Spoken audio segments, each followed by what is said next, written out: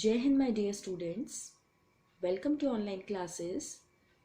Students, in our last class, we have completed exercise 7.2, which was based on inverse variation. Now, today we will start exercise 7.3 based on percentage and its application. Okay, so we will start with the first question of this exercise, and the question is: the annual fee of a school for one child is increased from rupees 4,800 to rupees 6,000. Find the percentage increase in the fee. Students, this type of questions you have already done in 7th class, जिसमें आप percentage increase या percentage decrease निकालते थे. इसका एक formula होता है, उसी फॉर्मूले में हम वैल्यू पुट करेंगे और हमारा आंसर कैलकुलेट करेंगे. तो let's start with the solution. Solution number first. So what is given in the question? An annual fee of an school for one child is increased from 4800 to 6000. तो हम क्या लिखेंगे? सबसे पहले ओल्ड फीस लिख लेते हैं, पुरानी fees. This is given that the old fees is 4800. ठीक है. न्यू फीस कितनी है? न्यू फीस भी गिवन है कि पहले 4800 थी और अब हो गई है 6000. तो हमें ये समझ में आ ही रहा है कि ये तो इंक्रीज हो रही है. तो इंक्रीज्ड फी निकाल लेते हैं पहले. इंक्रीज्ड फीस इक्वल टू, दोनों को माइनस कर देते हैं तो हमें ये पता चल जाएगा कि कितने इंक्रीज हुई है. That means rupees 1200. ठीक है, 1200 हमारी इंक्रीज्ड फीस आई है. अब स्टूडेंट्स, एक फॉर्मूला यहाँ लिख रही हूँ मैं, परसेंटेज चेंज का आपने फॉर्मूला पढ़ा है. उसमें चेंज की जगह इंक्रीज भी आता है, डिक्रीज भी आता है. तो परसेंटेज इंक्रीज क्या हो जाएगा? फॉर्मूला इसका increased value upon original value. Original मतलब ओल्ड वैल्यू, जो सबसे पहले. So this is the formula of percentage increase. Students, अगर इसके प्लेस पे परसेंटेज डिक्रीज होता तो यही फॉर्मूला होता, बट चेंज क्या होता? ये इंक्रीज्ड वैल्यू के प्लेस पे डिक्रीज्ड वैल्यू आ जाती. ठीक है, तो हमने 7th क्लास में ये पढ़ा है कि percentage change is equal to changed value upon original value into 100. यहाँ पर इंक्रीज है इसलिए मैंने इंक्रीज्ड वैल्यू लिख लिया. ठीक है, अब हम वैल्यूज पुट कर देते हैं. तो percentage increase will be, increase value कितनी है? 1200. ओरिजिनल वैल्यू कितनी थी, मतलब ओल्ड फीस 4800 इंटू 100. 2 0 से 2 0 कैंसिल. 12 1 जा 12, 12 4 जा 48 और 100 अपॉन 4 इज 25%. ठीक है, चलिए अब चलते हैं क्वेश्चन नंबर सेकेंड पे. Question number second is: in a factory 55% of the workers are females. If the number of male workers is 720, then find the number of female workers and the total number of workers in the factory. Students, question ये है कि एक factory है जिसमें कुछ mail workers है, कुछ female workers है. हमें मेल वर्कर्स का नंबर गिवन है 720. फीमेल वर्कर्स का नंबर नहीं गिवन है, बट उनका परसेंटेज गिवन है कि they are 55% of the total. ठीक है, जितने भी वर्कर्स हैं उनका 55% फीमेल है. ठीक है, तो हमें टोटल भी कैलकुलेट करना है और कितनी फीमेल्स हैं ये भी कैलकुलेट करना है. ठीक है, तो चलो चलते हैं इसके सॉल्यूशन पे. Solution number 2. तो सबसे पहले जो गिवन है वो लिख देते हैं. Percentage of female workers, female workers का परसेंटेज यहाँ पर गिवन है, it's 55%. And number of male workers, male workers कितने हैं? 720. ठीक है, अब हम पहले से सपोज कर लेते हैं कि let total number of workers, let total number of workers be x. ठीक है, टोटल हम x मान लेते हैं. तो नंबर ऑफ फीमेल वर्कर्स कितनी हो जाएंगी? देखिए students, percentage of female workers है 55% ऑफ टोटल, ये टोटल की 55% है स्टूडेंट्स, ठीक है। तो अगर मुझे इनका नंबर कैलकुलेट करना है तो मैं क्या करूंगी, 55% ऑफ एक्स, क्योंकि एक्स मेरा टोटल है, ठीक है। ठीक है, तो बहुत सारे बच्चे 55 नंबर ही समझ लेते हैं। No students, it's 55% of the total. तो हमने 55% ऑफ एक्स लिख दिया। नाउ अब हम एक इक्वेशन बना लेते हैं। देखिए स्टूडेंट्स, वर्कर्स में हमें पता है कि कुछ मेल है कुछ फीमेल है, ठीक है। तो हम ऐसा लिख सकते हैं, we know now female workers plus male workers दोनों मिलके कितने हैं, टोटल वर्कर्स, ठीक है स्टूडेंट्स। तो फीमेल वर्कर्स कितना आ गया, 55% of x plus male workers कितने हैं, 720, ठीक है, इक्वल टू टोटल कितने हैं, एक्स, ठीक है स्टूडेंट्स। तो इस तरीके से हमने इक्वेशन एक फॉर्म कर ली कि इतने फीमेल थे, यहाँ पे लिखा है ना, number of female workers 55% of the total plus total male workers equal to total workers. अब इसे सॉल्व कर लेते हैं, इक्वेशन बन गई 55/100 into x plus 720 equal to x. तो 5 से कैंसिल कर देते हैं इसे, 11/20 आ जाएगा। This will become 11x/20 plus 720 equal to x. अब क्या करते हैं, 11x/20 को उस तरफ ले जाते हैं, x एक साइड हो जाएंगे, 720 x माइनस 11x/20, एलसीएम ले लेते हैं इसका, 20x माइनस 11x हो जाएगा 9x/20। तो x की वैल्यू क्या आ जाएगी यहाँ से, 720 इंटू 20/9, ठीक है। तो हम यहाँ 9 1 9, 9 8 से 72 80, तो दैट मीन्स x की वैल्यू आ गई 1600, ठीक है। मतलब जो टोटल वर्कर्स हैं वो हमने x सपोज करा था, टोटल नंबर ऑफ वर्कर्स, तो x हमारा आ गया 1600। तो अब हमें टोटल भी निकालना है और नंबर ऑफ फीमेल वर्कर्स भी निकालना है। तो नंबर ऑफ फीमेल वर्कर्स, इसके आप नीचे लिखोगे, तो हम टोटल में से मेल वालों को माइनस कर देते हैं, तो ये हमारा आ जाएगा 880।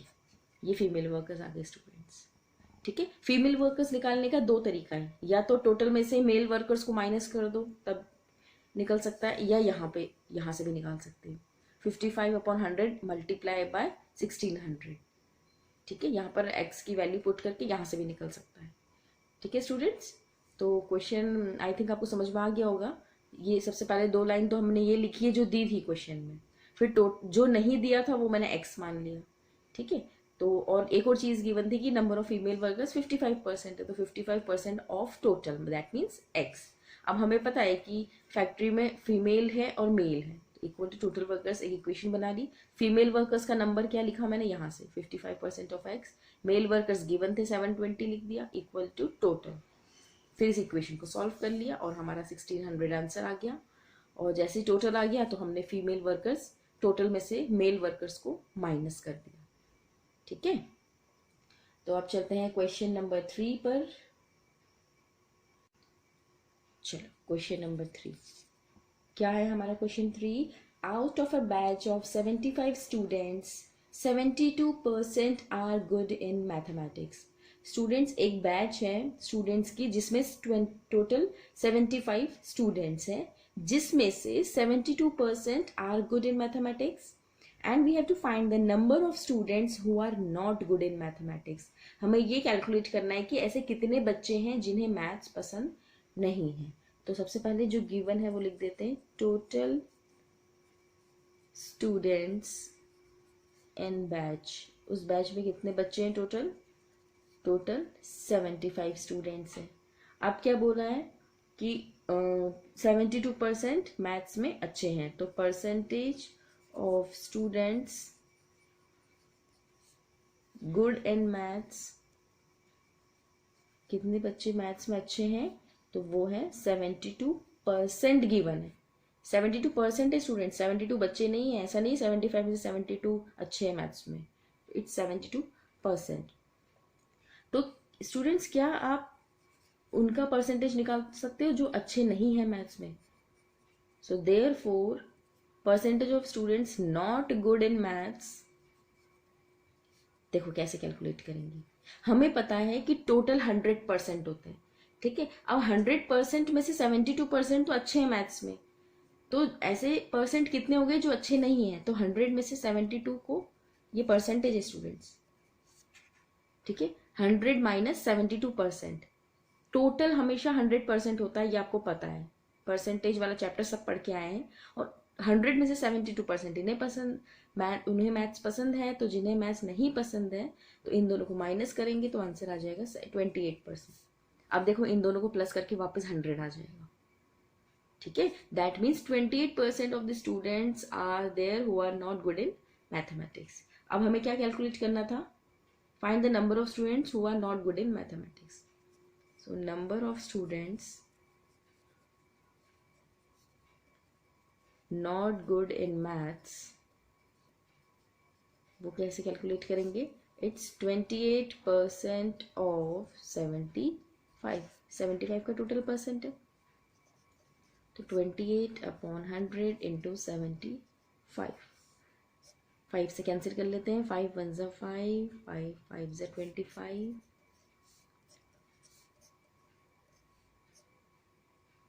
4 7 ज़ा 28, मतलब 7 into 3, that means 21 students are there. So hence, यहाँ पे लास्ट में लिख देना, hence 21 students doesn't like maths, इन्हें मैथ्स पसंद नहीं है, ठीक है स्टूडेंट्स। ये मेरा तरीका है, आप अपने तरीके से भी सॉल्व कर सकते हो।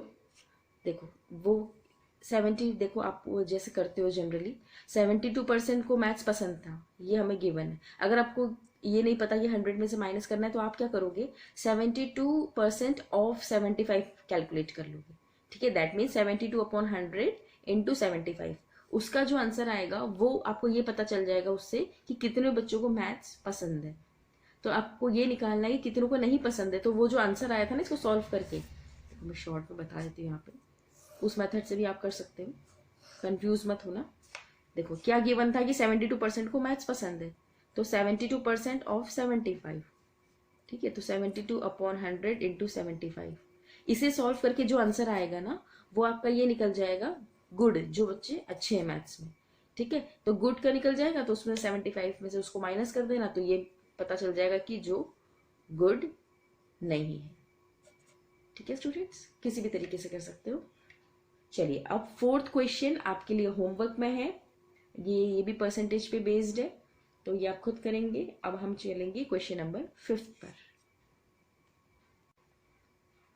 Question number 5 is, Mr. Gupta tells us that 15% of his salary is deducted as monthly income tax if he receives rupees 25,50,000 per annum after deductions, then find Mr. Gupta's gross salary। देखो इसमें students, इसमें क्या given है कि 15% mister Gupta की salary deduct होती है, 15%, और डिडक्ट होने के बाद, डिडक्शंस के बाद उनकी सैलरी उनके हाथ में जो आती है वो है 25,50,000। तो हमें क्या कैलकुलेट करना है? हमें उनकी ग्रॉस सैलरी, मतलब उनकी टोटल सैलरी कितनी है बिफोर डिडक्शन, ये कैलकुलेट करना है, ठीक है। तो सबसे पहले हम जो हमें कैलकुलेट करना है वो हम लेट कर लेते हैं, let mister Gupta's gross salary, mister Gupta की ग्रॉस सैलरी में हम सपोज कर लेती हूँ एक्स, ठीक है। Now deduction from salary, salary से कितना डिडक्शन हो रहा है? 15%, ठीक है। तो अब हम एक इक्वेशन बना लेते हैं। देखो स्टूडेंट्स, टोटल उनकी एक्स थी, एक्स का 15% उनका डिडक्ट हो रहा था, डिडक्ट होना मतलब माइनस हो रहा था, लेस हो रहा था। तो हम क्या इक्वेशन बनाएंगे? टोटल में से, ये तो टोटल है मेरे पास, मैंने यहाँ पे माना इतनी तो उनकी टोटल सैलरी थी, इसमें से कितना डिडक्ट हो गया? 15%, 15% ऑफ एक्स, 15% डिडक्ट हो गया। तो टोटल में से जब डिडक्ट हो गया तो उनके पास कितनी सैलरी थी? 25,50,000। ये इक्वेशन बनेगी।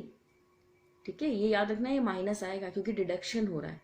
ठीक है, इंक्रीमेंट नहीं है, डिडक्शन है। तो टोटल में से जितना परसेंट डिडक्ट हो रहा था वो माइनस कर दिया, इक्वल टू 25 लाख। अब इस इक्वेशन को सॉल्व कर लेते हैं।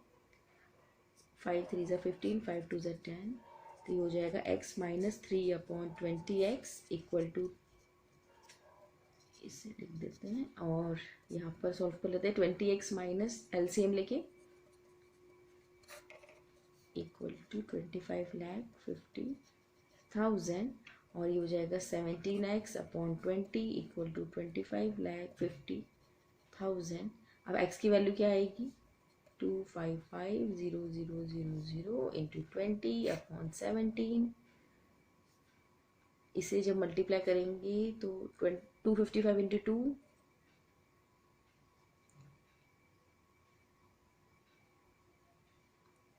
51 और यहाँ पे 0 आ जाएंगे 5 और एक वहाँ का 6, 6 zeros आ जाएंगे। ठीक है, तो ये आ गया। अब स्टूडेंट 17 के टेबल में 51 आता है 3 टाइम्स, तो दैट मीन्स 30 लाख उनकी सैलरी थी। ठीक है, क्योंकि हमने x की वैल्यू आई है हमारी और x ही हमने यहाँ पर सपोज करा था कि वो टोटल सैलरी है। ठीक है, चलिए अब चलते हैं नेक्स्ट क्वेश्चन पे, क्वेश्चन नंबर 7। हाँ, 6 क्वेश्चन भी आपके लिए होमवर्क में, 6 क्वेश्चन भी इसके टाइप का ही है थोड़ा, वो आप खुद कर सकते हैं। अगर नहीं आएगा तो आप पूछ लीजिएगा। चलिए question number 7। 7th is a number is first increased by 20%, then decreased by 20%. Find the net increase or decrease in the number. इसमें ये बोला है स्टूडेंट्स कि एक नंबर पहले 20% इंक्रीज हुआ, फिर जब इंक्रीज होने के बाद जो नंबर आया फिर वो 20% वापस डिक्रीज हो गया। तो हमें ये कैलकुलेट करना है कि नेट इंक्रीज या डिक्रीज क्या होगा। ठीक है, तो स्टूडेंट्स इस टाइप के क्वेश्चंस हमेशा हम x के बजाय 100 मान के करेंगे तो वो इजी होगा आपके लिए समझने के लिए भी। ठीक है, तो हम क्या लिखते हैं यहाँ पे, लेट, आपको पता होना चाहिए कि जब भी परसेंटेज वाले क्वेश्चन करते हैं तो हम टोटल वैल्यू 100 अज्यूम करते हैं।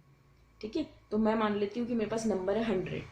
अब क्या बोला है स्टूडेंट्स, इस नंबर का, इसे मैं x भी मान सकती हूँ, x करके भी आप कर सकते हो, पर यहाँ पर मैं आपको 100 वाली मेथड करा रही हूँ।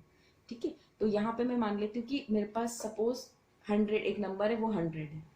ठीक है, अब इसमें क्या बोला है, इस 100 का 20% इंक्रीज हुआ है। ठीक है, तो स्टूडेंट्स इंक्रीज इन नंबर कैसे कैलकुलेट करेंगे, इंक्रीज इन नंबर कितना परसेंट इंक्रीज हो रहा है, 20% ऑफ 100। जितना भी नंबर है, अगर यहाँ x होता तो 20% ऑफ x आ जाता। ठीक है, तो इसे सॉल्व कर लो, 20/100 इंटू 100, तो दैट मीन्स 20। तो इंक्रीज्ड नंबर क्या हो गया, इंक्रीज्ड नंबर जो फर्स्ट लाइन में लिखा था, तो हो जाएगा 100 + 20 120। मतलब 20, क्वेश्चन की फर्स्ट लाइन ये लिखी हुई है कि a number is first increased by 20%। तो नंबर था मेरे पास 100, 20% इंक्रीज करने के बाद वो बन गया 120। ठीक है, अब क्या बोला है, इंक्रीज होने के बाद ये जो नंबर है ये वापस डिक्रीज हो गया 20%। ठीक है, ये डिक्रीज नहीं हुआ है, ये तो अब नया नंबर बन गया है 120। अब इस 120 का डिक्रीज हो रहा है 20%, तो डिक्रीज इन नंबर क्या हो जाएगा, जैसे यहाँ इंक्रीज निकाला है वैसे डिक्रीज निकाल लेते हैं। Decrease in number will be 20% of 120। ठीक है, अब 120 हो गया स्टूडेंट्स हमारे पास नंबर। ठीक है, जो पिछला नंबर होता है वही हमारा टोटल होता है, नेट वैल्यू ये 100 है, तो यहाँ 100 लिया था, अब मेरे पास 120 हो गया। अब मैं 120 को मान के चलूंगी, तो 20% ऑफ 120।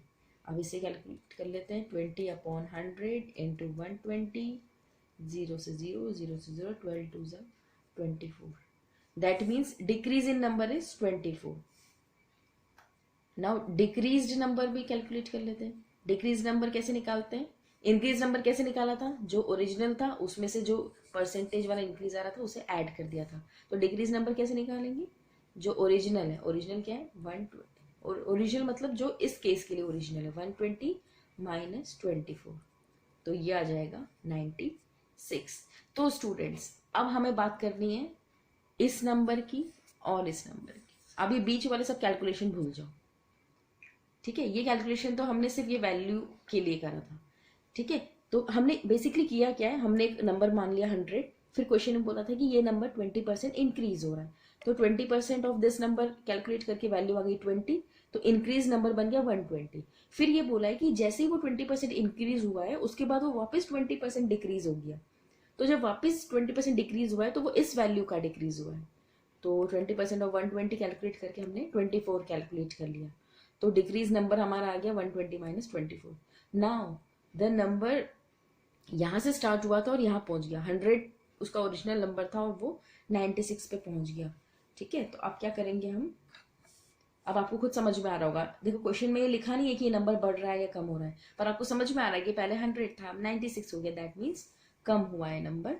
तो अब हम क्या करेंगे स्टूडेंट्स, डिक्रीज्ड वैल्यू पहले कैलकुलेट कर लेते हैं। Decreased value will be 100 minus 96, that means 4, ठीक है। अब हम फॉर्मूला यूज कर लेते हैं परसेंटेज डिक्रीज का, जो आज फर्स्ट क्वेश्चन में हमने देखा था। परसेंटेज इंक्रीज का क्या था, increased value upon original value into 100।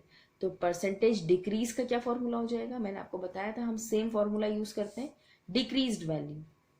तो यहाँ पे लिख देना decreased value upon original value into 100, ठीक है। डिक्रीज्ड वैल्यू कितनी है 4, ओरिजिनल वैल्यू कितनी थी 100 इंटू 100, तो that means 4% is the answer, ठीक है। तो आप ये वाली मेथड ज़्यादा इजी होती है एक्स वाली मेथड से, क्योंकि एक्स में फिर आपको एलसीएम लेना होता है, फिर उसमें आप गड़बड़ करते हो, ठीक है। तो अब चलते हैं स्टूडेंट्स लास्ट क्वेश्चन पे, क्वेश्चन नंबर 8।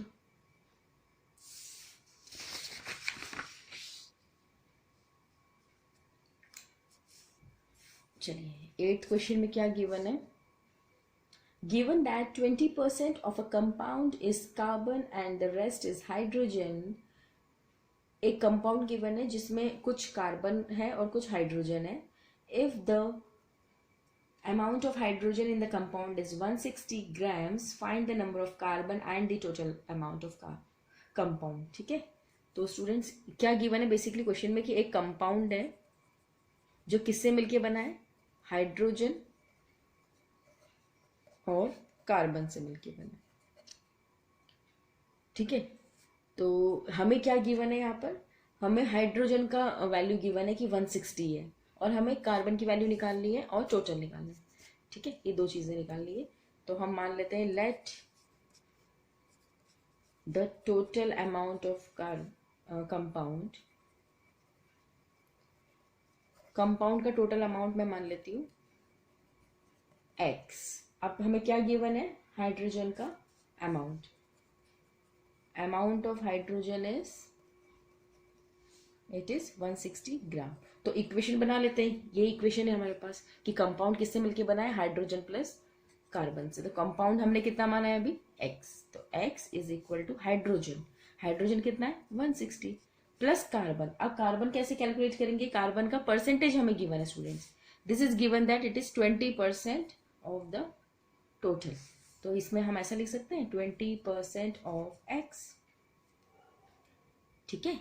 ये टोटल था, ये हाइड्रोजन था और ये कार्बन का अमाउंट था, ठीक है। इसे सॉल्व कर लेते हैं इक्वेशन को, 160 प्लस 20 अपॉन 100 इंटू एक्स 5, तो x इक्वल टू 160 प्लस x अपॉन 5, इस x अपॉन 5 को इधर ले जाते हैं, 160 वहीं के वहीं रहेगा, एलसीएम लेके सॉल्व कर लेते हैं, 5x माइनस x, तो ये हो जाएगा 4x अपॉन 5 इक्वल टू 160।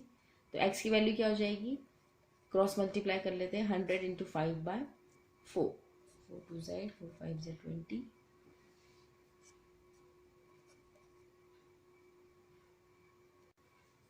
ये 160 है स्टूडेंट, 4 4 ज़ा 16 0, तो 40 इंटू 5, तो ये हो गया 200, x की वैल्यू 200 आ गई, दैट मीन्स ये हमारा क्या आया, टोटल अमाउंट आ गया हमारा 200। तो हमें एक और कैलकुलेट करना था नंबर, हमें कार्बन का अमाउंट।